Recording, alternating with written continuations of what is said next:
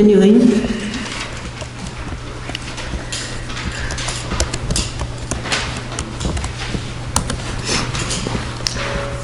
So 2:9, text 33.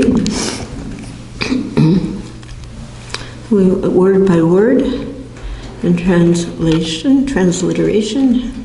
Then we'll all chant the verse, and then translation. Aham, I, the personality of Godhead. I, the personality of Godhead. Eva, certainly. Āsam, existed. Eva, only. Agre, before the creation. Never.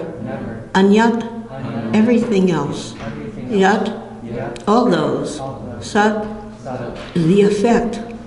Asat, the cause. Param, the supreme. Paścāt, at the end.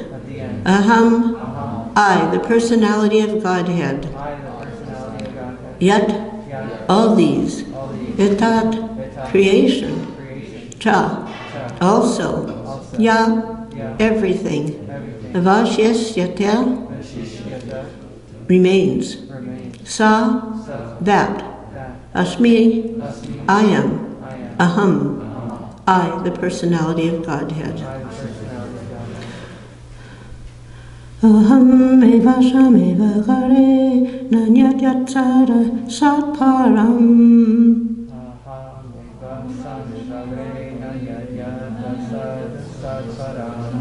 Aham, evāsam, evāgre, nānyad, sad-asat, param.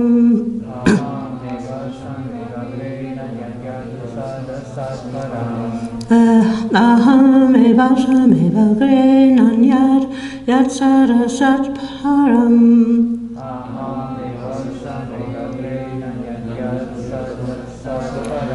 paścād, aham, etac, vaśiṣyeta, asmi, aham.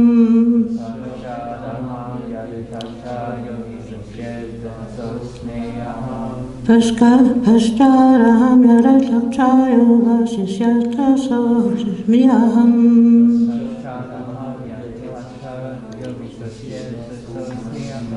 paścād, aham, etac, vaśiṣyeta, asmi, aham.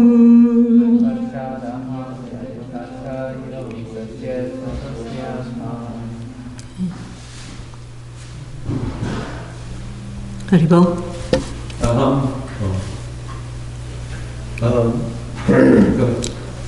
It's you're using. Can I chant it the way that it says it? You can chant it evāsam, evāgre. Aham, evāsam, evāgre. Nānyad, sad-asat, param. Nānyad, sad-asat, param. paścād, aham, etac. paścād, aham, etac. vaśiṣyeta, samyam. vaśiṣyeta, samyam. Aham, evāsam, evāgre. Aham, evāsam, evāgre. Nānyad, sad-asat, param. paścād, aham, etac. vaśiṣyeta, samyam. Aham, evāsam, evāgre. evāgre. Nānyad, sad-asat, param. Nānyad, sad-asat, param. paścād, aham, tat, etac. paścād, aham, etac. vaśiṣyeta, asmi, aham. Ladies. Aham, evāsam, evāgre. Aham, evāsam, evāgre. sad-asat, param. paścād, aham, etac.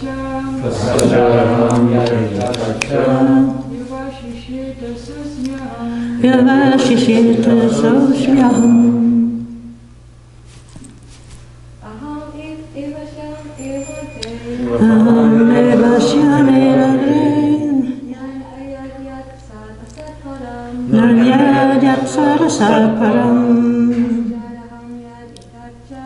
paścād aham yad etac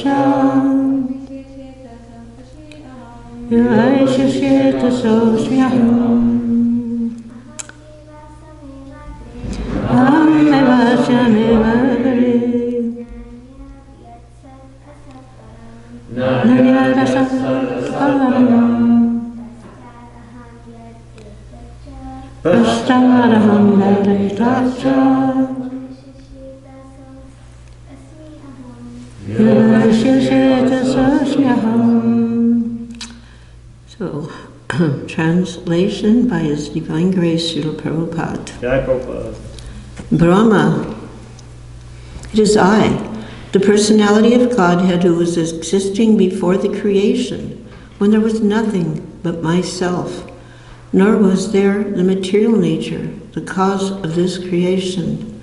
That which you see now is also I, the personality of Godhead, and after annihilation what remains will also be I, the personality of Godhead. So I was just given partial purport, so I'll read the part I was given by His Divine Grace. We should note very carefully that the personality of Godhead is addressing Lord Brahmā and specifying with great emphasis Himself, pointing out that it is He, the personality of Godhead, who existed before the creation. It is He only who maintains the creation, and it is He only who remains after the annihilation of the creation.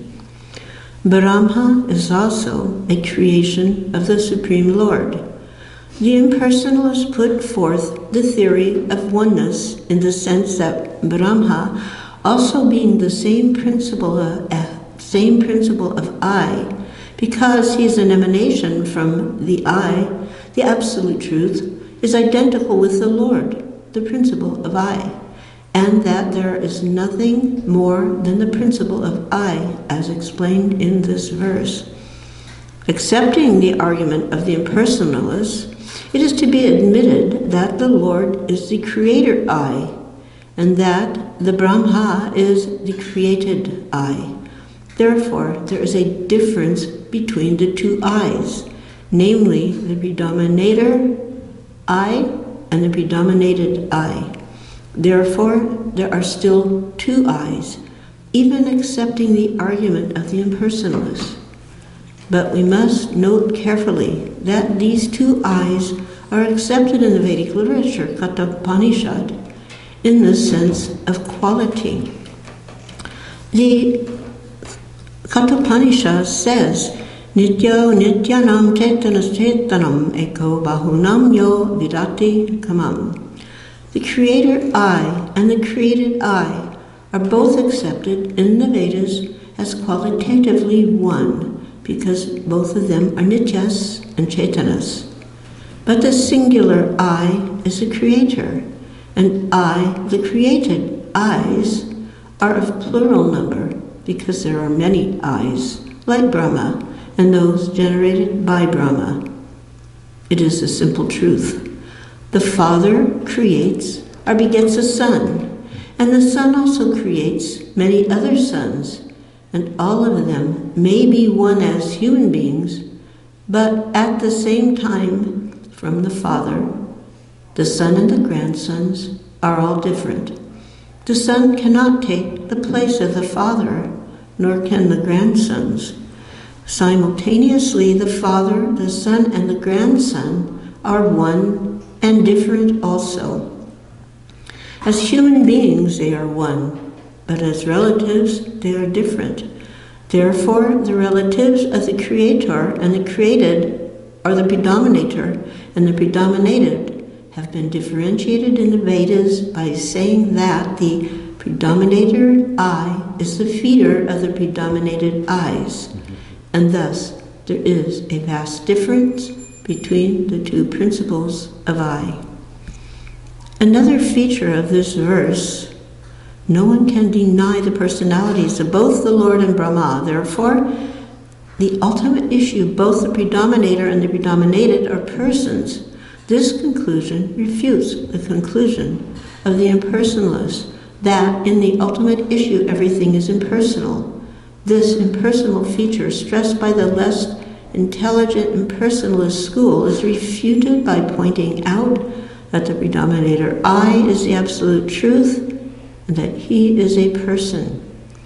The predominated I, Brahmā, is also a person, but he is not the absolute.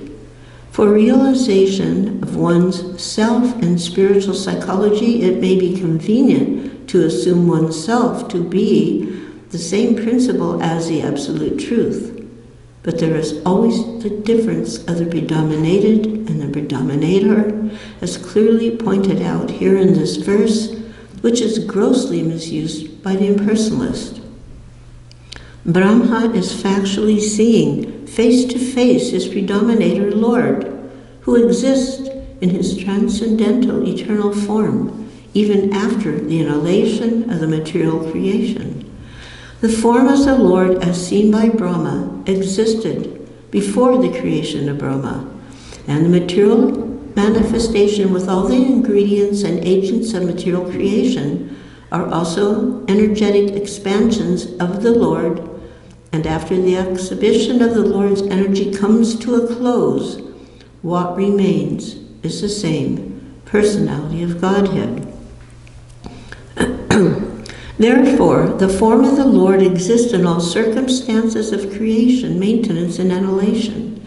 The Vedic hymns confirm that this is a fact in the statement, Vāsudeva vāyidam agre asinna Brahmā nacha sakaro eka nānyad asinna Brahmā neshana, etc. Before the creation, there was no one except Vasudeva. There was neither Brahma or Shankara. Only Narayana was there and no one else, neither Brahma or Ishana. Sripada Shankaracharya also confirms in his comments on the Bhagavad Gita that Narayana, or the personality of Godhead, is transcendental to all creation, but that the whole creation is the product of avyakta, unmanifest. Therefore, the difference between the created and the creator is always there, although both the creator and the created are of the same quality. Can repeat. Brahma, it is I. Brahmā, it is I. The personality of Godhead, The personality of Godhead, who is existing before the creation, who is existing before the creation, when there was nothing but myself, when there was nothing but myself. nor was there the material nature, the cause of this creation. Nor was there material nature, the cause of this creation. That which you see now is also I, That which you see now is also I. the personality of The Godhead. personality of Godhead. And after annihilation, what remains will also be I, And everything what remains will also be I. the personality of Godhead. The personality of Godhead. Om Agyantamirandasya Sanada Sakalaya Chakchumalitamina Tasmi Sri Gurave Namaha Sri Chaitanya Manubhishtam Sahapitam Yena Bhutale Swayam Rupa Kadamaham Tadati Swapadantikam Vandeham Sri Guru Sri Yata Parakamalam Sri Gurum Vaishnavamscha Sri Rupam Sagajatam Sahaguna Raghunataram Vitam Tam Sajevam Savitam Savadutam Krishna Sahitam Krishna Chaitanya Devam Sri Radha Krishna Padam Sahagana Lalita Sri Vishakam Vidhamscha Namo Vishnupadaya Krishna Prasaya Bhutale Srimate Bhakti Vedanta Swami Nityanamane Namaste Saraswati Deve Gauravani Prasharane Nirvishesha Sunyavadi Vaskachita Satarmane Shri Krishna Chaitanya Prabhu Nityananda Shri Advaita Bas Hari Gaur Bhakta Vrinda.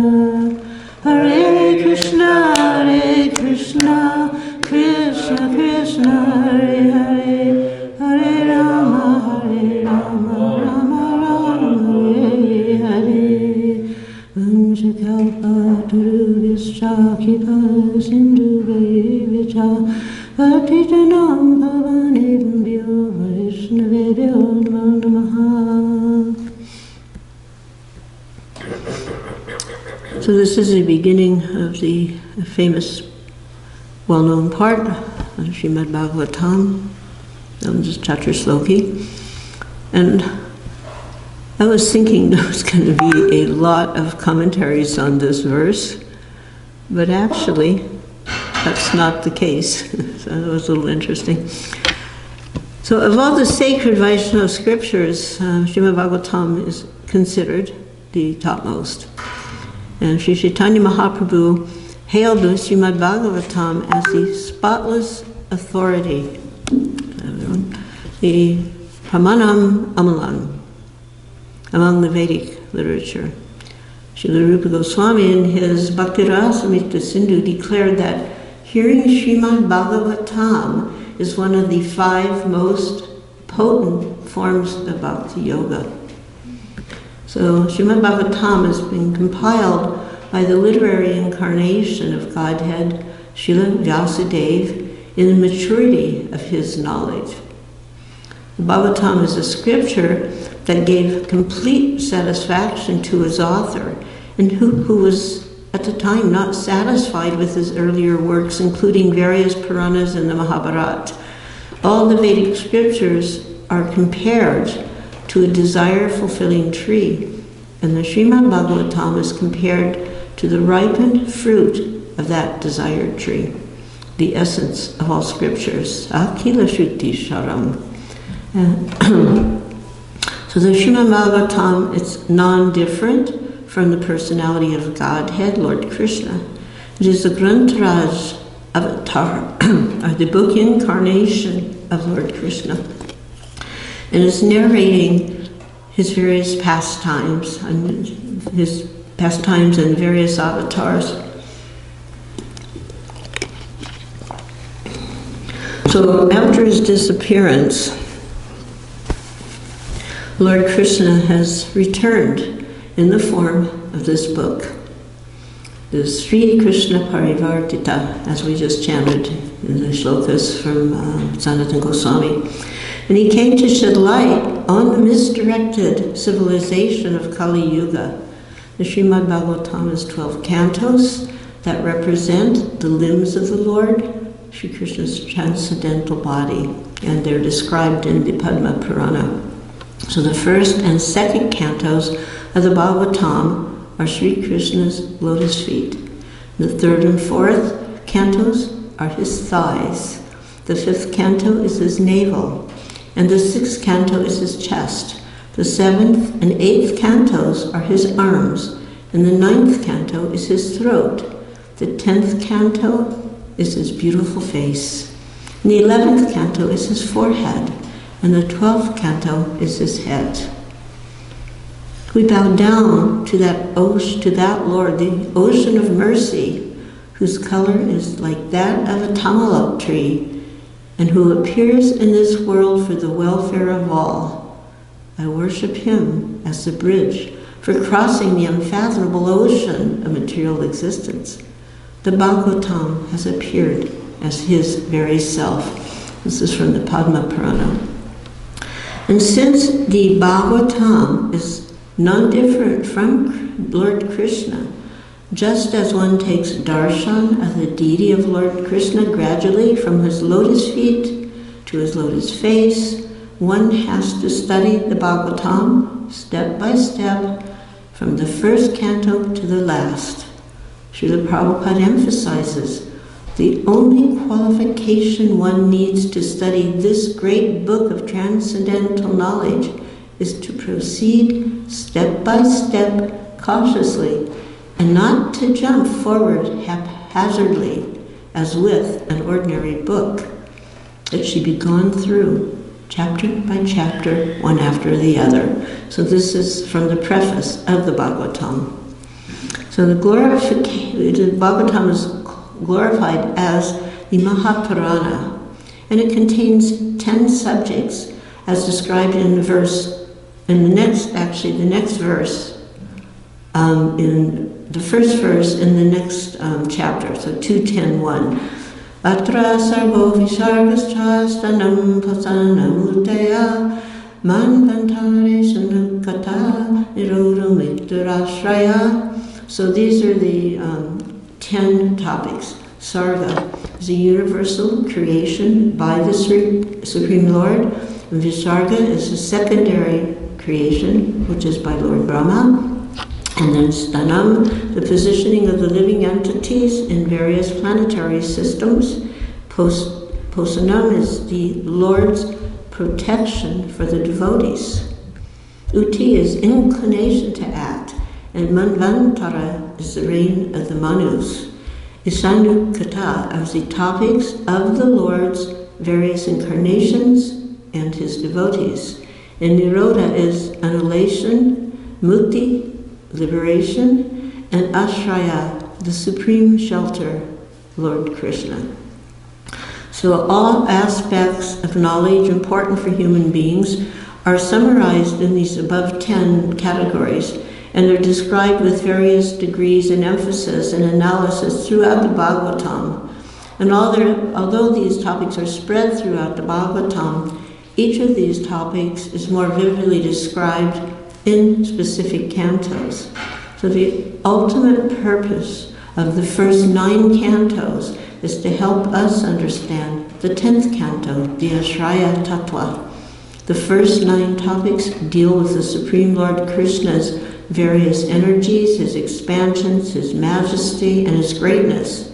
And understanding them helps us better appreciate his personal attributes and the activities with his dearest devotees, as is described in the 10th canto. And without studying the first 9 topics, one might perceive, so here's like a warning, one might perceive the pastimes of Krishna in the 10th canto as ordinary or imaginary, in other words, fictitious.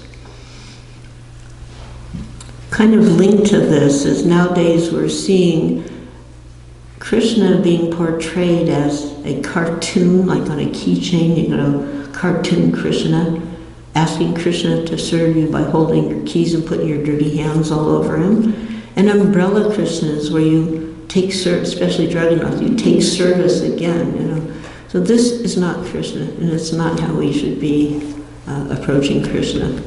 So the first, and that becomes really clear when you go through the text of the Bhagavatam and reaching up until the 10th canto. So the first and the second cantos of the Bhagavatam are considered the lotus feet of Lord Krishna, and they form a perfect prelude to the rest of the Bhagavatam by introducing us, the readers, to its key philosophical concepts and the most prominent characters. And most importantly, they establish Lord Krishna as the Supreme Personality of Godhead and Bhakti Yoga as the topmost spiritual path. So in the first canto, Sutta Goswami is describing to the 9 sages of Namasharanya. So there was this great assembly of sages. I forget the number. Do you remember, Nitya? Like 10,000 or 100,000? And there was a huge amount of sages. And I remember I have a very poor memory, but I remember the first Bhagavatam class that Prabhupada gave us in San Francisco in '67 for one statement. So he's telling all this, like, thousands of sages that were there. And he said they were so attentive, they were so eager to hear, they were so quiet that you could hear a pin drop on sand. So Sutta is describing to them the history of the Bhagavatam, the birth and the activities of Parikshit Maharaj, who famously chastised Kali, and the exclusive dependency of devotees like Uttara, the Pandavas, Kunti, and Bhishma, on Lord Krishna, and Bhaktavatsala, Krishna's reciprocation with them. In the second canto, Sukadeva Goswami describes the supremacy of Krishna Bhakti while presenting various other processes on the Vedic landscape, like demigod worship, meditation on the universal form, the Virat Rupa, and Supersoul, or Paramatma, as part of the Ashtanga Yoga. And he also explains the Chaturshloki, which we are beginning now, the 4 seed verses of the Bhagavatam, and he finally gives the definition of the 10 topics of the Bhagavatam. So the Bhagavatam concisely and categorically presents spiritually rich topics of the Supreme Lord Krishna, his various incarnations and devotees, and the process of loving devotional service and bhakti yoga unto him. And the Bhagavatam ends with its own unparalleled glories, of which I'll give an example. It's the 12th canto, 13th chapter, 11-12. I'll just do the English because time is skipping here. From beginning to end, the Srimad Bhagavatam is full of narrations that encourage renunciation of material life, as well as nectarian accounts of Lord Hari's transcendental pastimes, which give ecstasy to the saintly devotees and the demigods. This Bhagavatam is the essence of all Vedanta philosophy because its subject matter is the absolute truth, which is non-different from the spirit soul. It is the ultimate reality, one without a second. So again, 12, 13, 11, and 12. The expanse and the depth of the Bhagavatam is better appreciated from the commentaries of great acharyas, or the spiritual teachers. So Srila Prabhupada mentions in his purport to the first verse of the Bhagavatam, there is no doubt about the authority of the Bhagavatam. Within the past 500 years, many erudite scholars and acharyas like Jiva Goswami, Sanatana Goswami, Vishwanath Chakrabarti, Vallabhacharya, and many other distinguished scholars, even after the time of Lord Chaitanya, made elaborate commentaries on the Bhagavatam, and serious students would be benefit going through them to better relish the transcendental messages.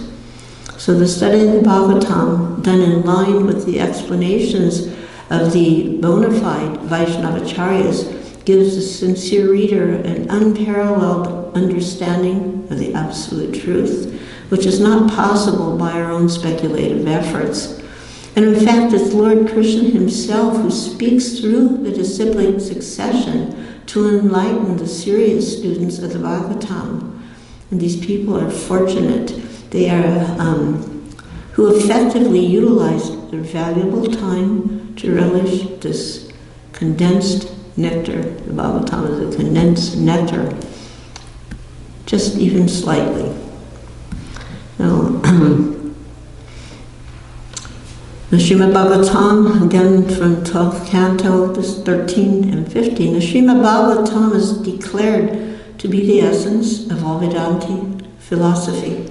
One who has felt satisfaction from its nectarian mellow will never be attracted by any other literature. So here's the temperature, how we can gauge where we're standing in this world. It's the essence. And one who has felt satisfaction from its nectarian mellow will never be attracted by any other leader. So any other literature. So we can kind of gauge how we are, steady or not, in our attraction, and understand where we need to apply a little pressure to our spiritual gas pedal. Vyasa's birth name is Krishna Dvaipayana, Krishna Dvaipayana, which refers to his dark complexion and birthplace. Also, he's also referred to as Vedavyas, after he arranged Vedas into 4 parts, the Rig Veda, Shama Veda, Yajur Veda, and the Atharva Veda. He's known as the compiler of Vedic literature, which previously it was only known through Shruti, oral reception. It was passed on via this oral tradition from master to disciple who committed the teachings to memory. So you can just imagine these incredible personalities. Prabhupada was just explaining when Krishna went to the Gurukul, Swami Manipani's Gurukul, him and Balaram, they heard once, just hearing once, and they would remember perfectly. So this was the case at that time. So they would hear, they would memorize, and then they would further try to understand the meaning by inquiring from their guru. So Vyasa appeared for a very specific person and purpose and reason. He could detect that going forward, memory and lives would be shortened, thus rendering memorization of these sacred tasks impossible. The Bhagavatam appeared in the Satya Yuga, where the lifetime span was 1 lakh or 100,000 years. And then it became reduced, and further reduced, as did other good qualities also become reduced. The Treta Yuga, the life expanse, was approximately 10,000 years. So Vyasa, which is also a title, compiled the Vedas at the end of the Dwapara Yuga, where the lifespan had decreased to 1,000 years. Vyasa means compiler, arranger, and also separation. So it is also a title given to holy sages or pious learned men and applied to persons distinguished for their writings. The essential Vedas are extremely large, so Vyasadeva compiled them into the Vedanta Sutra. And this compiled version, this Vedanta Sutra, it had 1,055 short aphorisms. It was like one small book. That was his genius, that he could make that condensation. And he understood that even this summarization wouldn't be easily assimilated by most people. So then he compartmentalized that into the itihasas and the Puranas for easier assimilation. So the itihasas refer to historical narrations, of which the Ramayana and the Mahabharata are examples. The Ramayana describes the life and detail of Lord Rama, and the Mahabharata describes the lives of the Kauravas and the Pandavas. And of course, Valmiki wrote the Ramayana. So the Vedic message is a historical narration. It is truth, it's not fiction. It contains real incidents, true stories of real personalities, real people. The Puranas are other ancient histories, and they differ from the itihasas from back to and before the beginning of creation. In other words, they're very, very old, since time immemorial. One time there was a phrase in one of the translations, from time immemorial, and somebody asked Prabhupada, what did that mean? And he said, it means very, very old. They contain, where you cannot search out the beginning. They contain definite topics, philosophy of the Vedas. And just as the Bhagavad Purana has 10 topics, others have only 5. But they're all Vedic literature, and ultimately they present the same message. And both are intended for easier understanding of all the Vedas. But still, Vedavyasa was not satisfied. His life as a great sage and ascetic was dedicated to the welfare of all people in general. He was Atmarama, meaning self-satisfied from within, without any need of externalities. Most persons, like ourselves, due to a mixture of spiritual and material qualities, we have many material desires to fulfill, and sometimes we think, I cannot do anything until this little itch is scratched, But this was not the case with Vedavyasa. His life was completely dedicated to the welfare of others without compromise. So what did he do? So out of compassion for others, who may not be spiritually fixed or advanced, he thought, what have I not done? So it was at this junction that his guru Narada Muni appeared and gave him his ultimate instructions, pointing out how the general populace is unable to distinguish matter from spirit, something that Vedavyas was easily able to do.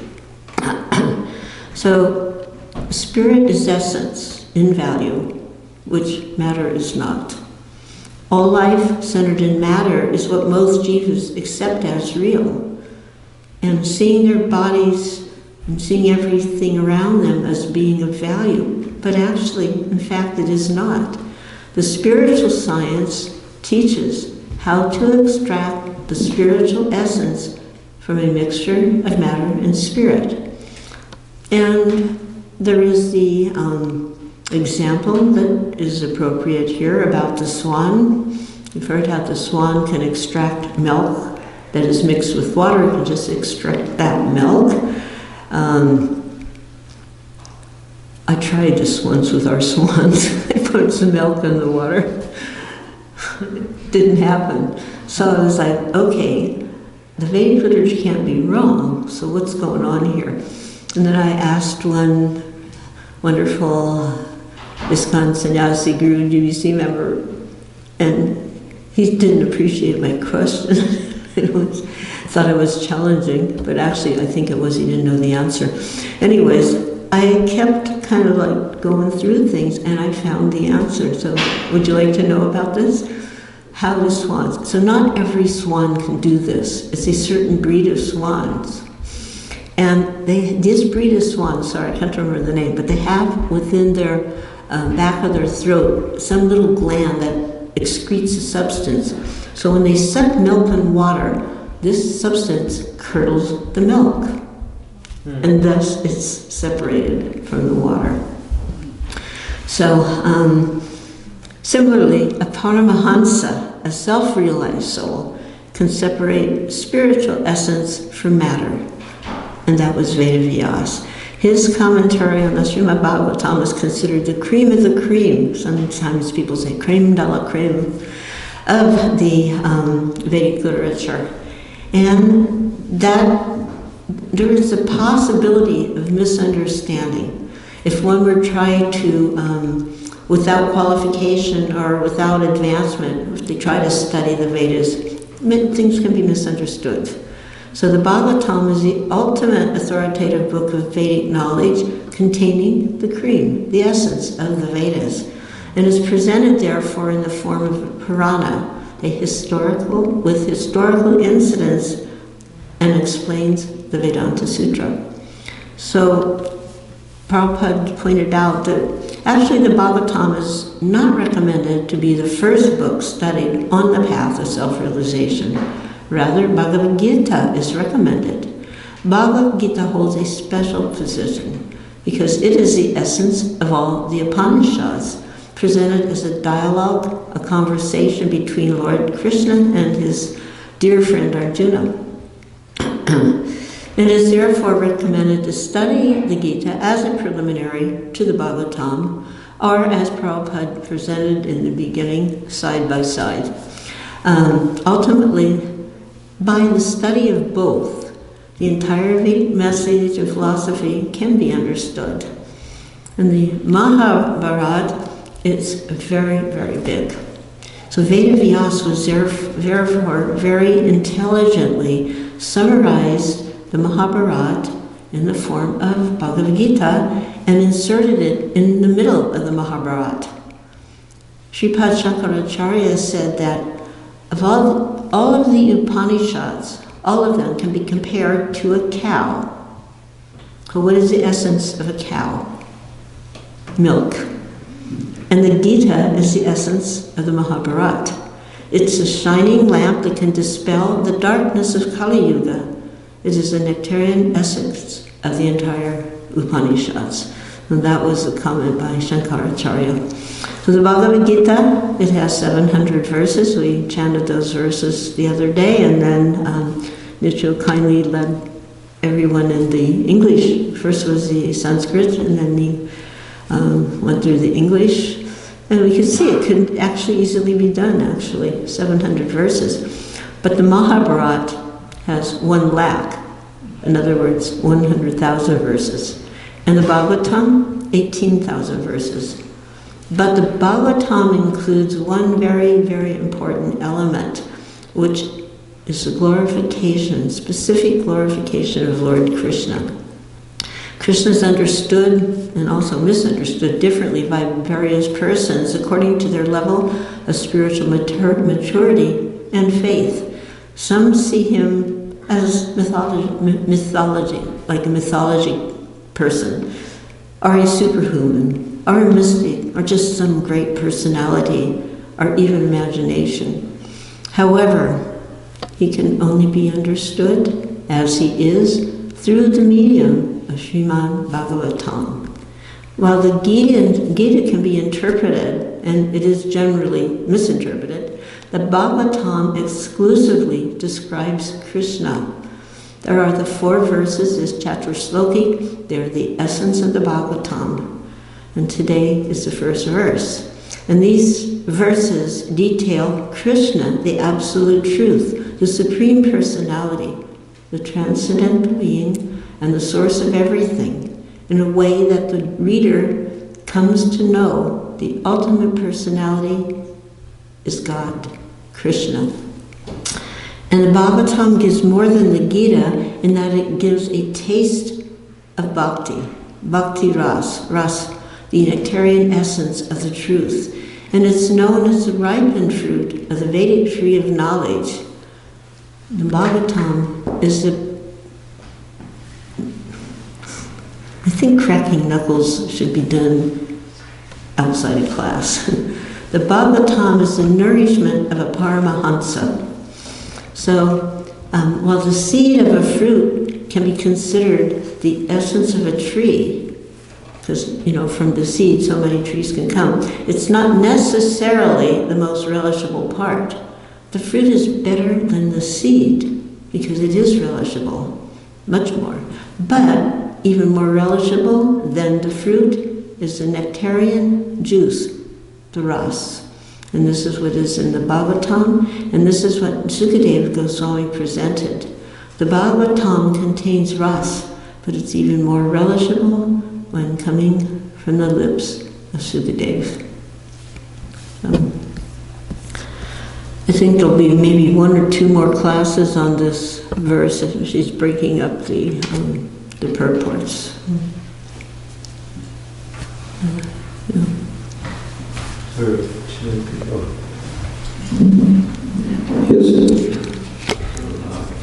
Yes. Thank you very much, Maharaj. Very good class. So many wonderful points. And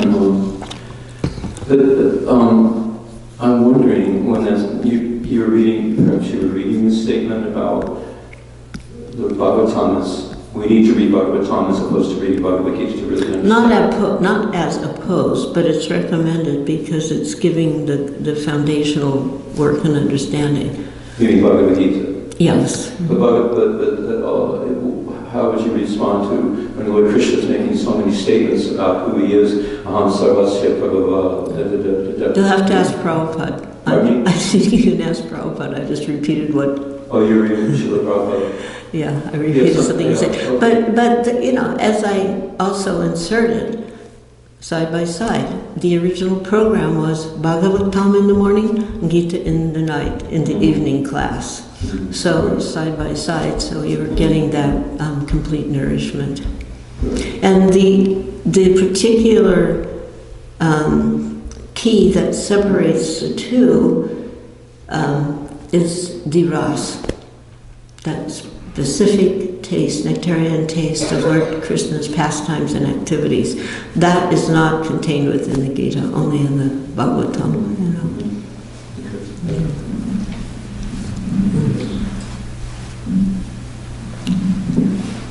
Thank you for the next class. Sorry for the cracking fingers. I really liked your example about the swans and how deep you went in this. It kind of reminded me of this verse from Bhagavad Gita that out of many thousands among men, one might endeavor for perfection, and of those who have achieved perfection, hardly one knows me true. So we read the statement in Bhagavatam about the swans, and we're like, oh, any swan can do it. But even out of swans, it needs to be a particular breed of the swan. And I was just thinking that it's not like every person who advances in Krishna consciousness can actually, separate, what's true, what's not true. Yeah. So it's not too sure. That's why I mentioned that according to one's spiritual maturity and their faith, one will be able to accept, reject, assimilate, or not the messages within these two great volumes of work. Yeah. I think it's a really great example. It seems very simple with the swans, but even with the swans it's not simple to speak about that. Yeah.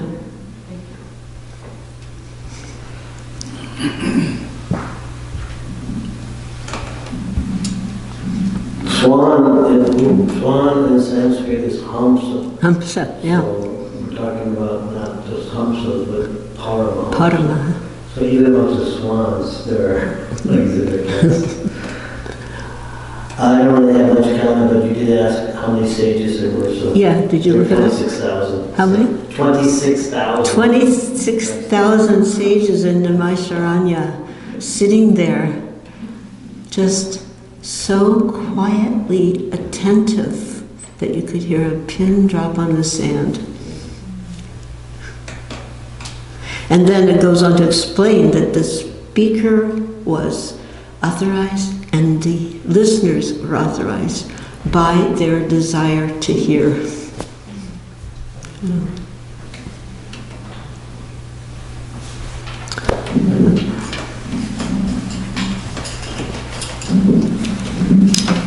As far as, like you said, sometimes it's possible that a reader can read the Bhagavatam and then see it as like mythology, and then misinterpret who is Krishna and all that. And hear the amazing descriptions of the pastimes of the Lord, which seems very unusual to our Kali Yuga brains.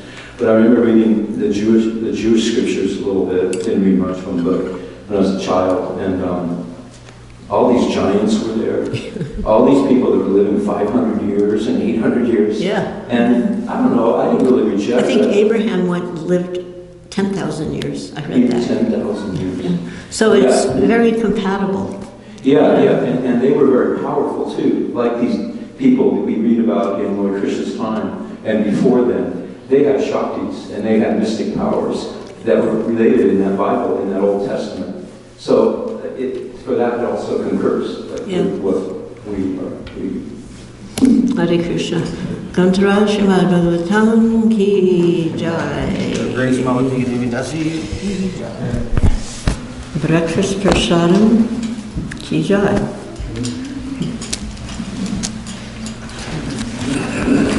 Even not long ago, when Muslim rulers were there in India, Yes, I think there's one more there, and it goes over in there.